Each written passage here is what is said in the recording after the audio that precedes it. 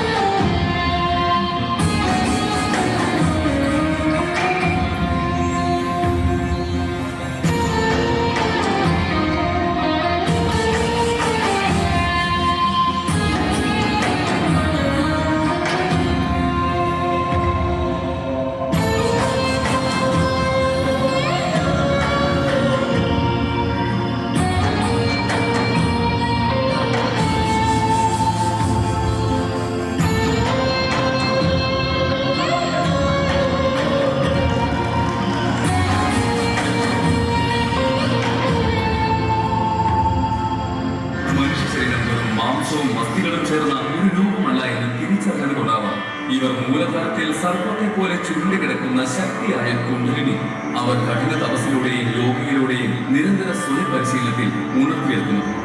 ആത്മാവിനെ ഉണർവിലേക്കുള്ള യാത്രകൾ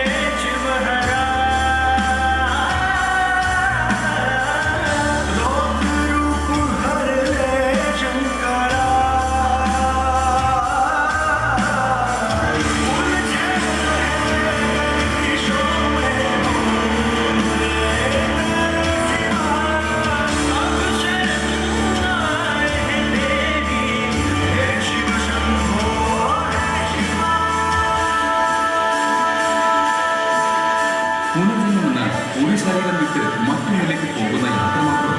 ഓരോ അജ്ഞാനത്തിന്റെയും അവസാന പുതിയ ബോധം ജനിക്കുന്നു. കാമത്തിന്റെ അന്ത്യയാത്ര പുനർജന്മങ്ങളിലൂടെ തുടരുന്നുണ്ടാകുന്നു.